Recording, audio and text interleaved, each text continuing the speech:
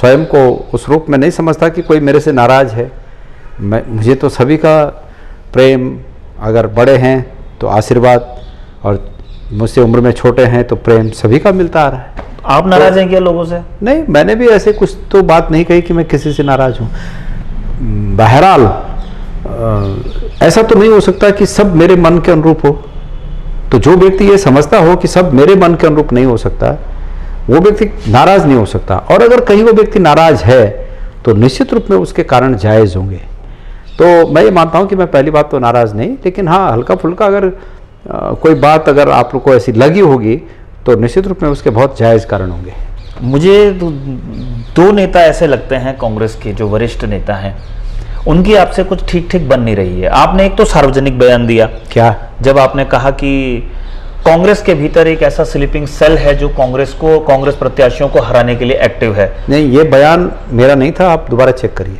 इसी से मिलता कंटेंट यही था। मेरा बयान ये था, शायद आप उस बयान को इस रूप में प्रस्तुत कर रहे हैं।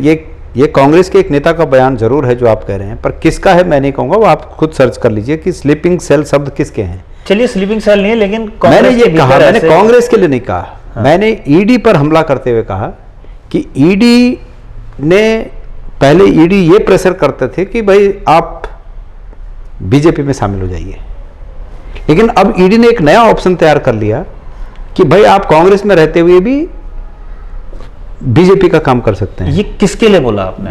ये कोई आवश्यक है? ये सारे लोगों ने जो आकलन किया, मेरी बात सुनिए, मेरी बात सुनिए, आकलन कोई कुछ भी करे, ये मेरा जनरल बयान है, ये मेरा जनरल बयान है।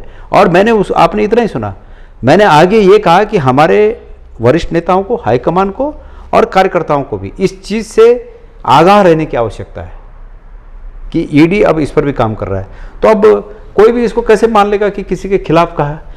मेरे बयानों को, मेरे बात को समग्र रूप में वर्तमान परिस्थिति में चेक किया जाए कि क्या ये बयान कहीं पर प्रासंगिक है, और अगर है तो इसका संज्ञान लेकर आगे की रणनीति बनाई जाए, और अगर मेरा बयान प्रासंगिक नहीं है तो खारिज कर दिया जाए।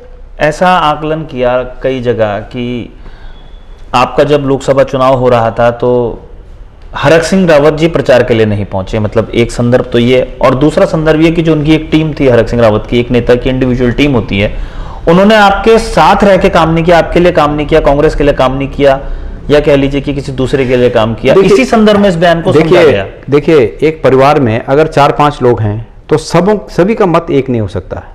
कांग्रेस बड़ा परिवार है, और ये बातें हमारी जो बातें हमारे एक पार्टी के अंदर समीक्षा में होनी चाहिए, उन बातों को मैं कोई इंटरव्यू में या कोई पब्लिक प्लेटफॉर्म पर नहीं कहना चाहता। कुछ बातें राजनीति में हैं हम लोग, तो राजनीति में मुझे ये आभास होना चाहिए कि मुझे कहाँ तक क्या कहना चाहिए। बहरहाल ये समीक्षा की बैठक में ये सब बातें हुई हैं, मैं किसी का नाम नहीं लेना चाहता। हर एक व्यक्ति ने अपनी मनसा के अनुरूप काम किया, जिसने पक्ष में किया वो भी हमारा हाईकमान जानता है, जो नहीं कर पाए किसी कारणवश वो भी हमारा हाईकमान जानता है। मतलब ये तो बात आपने कही दी कि ये बातें पार्टी के भीतर रखी गई हैं। हाँ, पार्टी के भीतर ये बातें सब हैं।